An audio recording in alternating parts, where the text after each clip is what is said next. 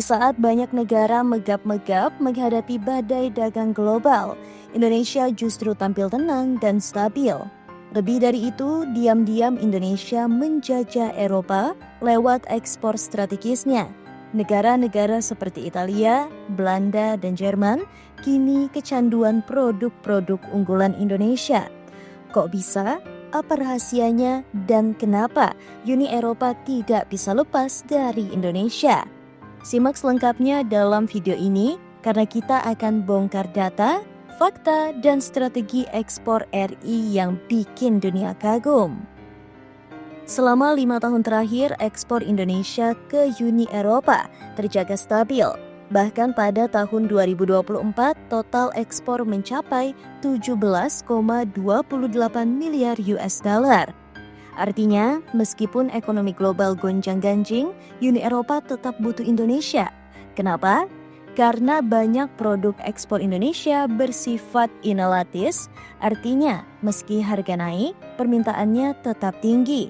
Contohnya, minyak sawit mentah atau CPO, fondasi industri makanan dan kosmetik, karet alam, bahan utama ban dan otomotif, bahan kimia industri, dan tekstil. Tanpa produk-produk ini, pabrik Eropa bisa lumpuh.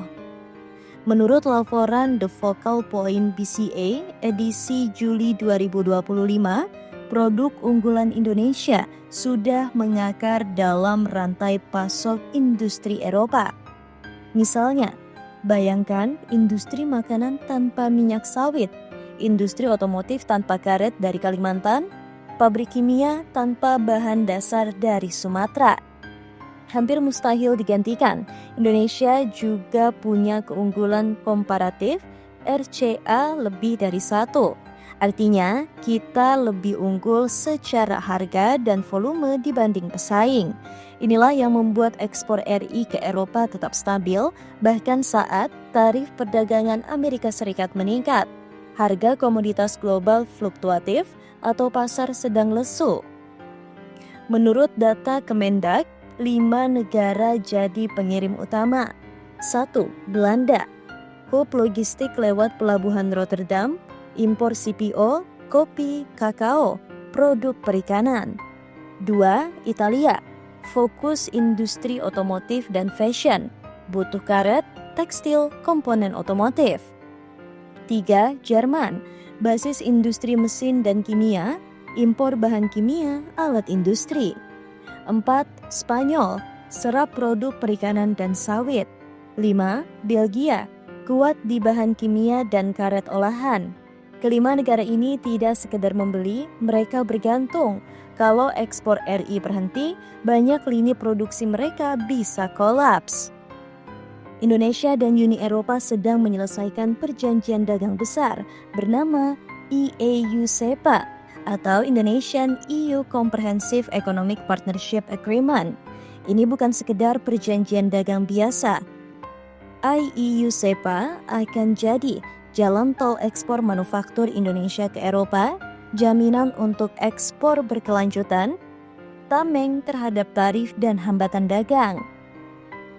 Kalau EAU-CEPA resmi berlaku, produk RI bisa masuk Eropa tanpa hambatan tarif. Sektor seperti elektronik, tekstil, dan otomotif bisa ikut panen ekspor. 5 tahun terakhir menunjukkan tren yang solid. 2022, ekspor Republik Indonesia ke Eropa mencapai puncak 21,25 miliar US dollar. 2023 sedikit terkoreksi.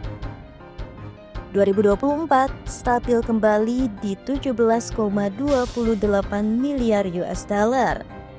Penurunan di 2023 disebabkan oleh regulasi seperti EU Deforestation Regulation atau EUDR dan penyesuaian harga komoditas.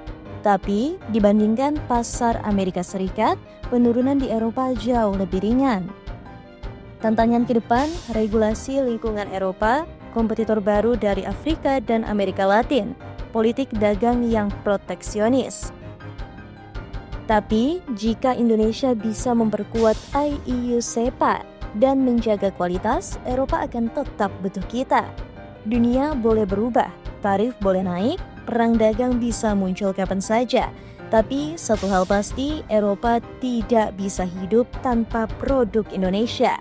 Dari karet hingga CPO, dari bahan kimia hingga tekstil, kita sudah menjadi urat nadi industri mereka.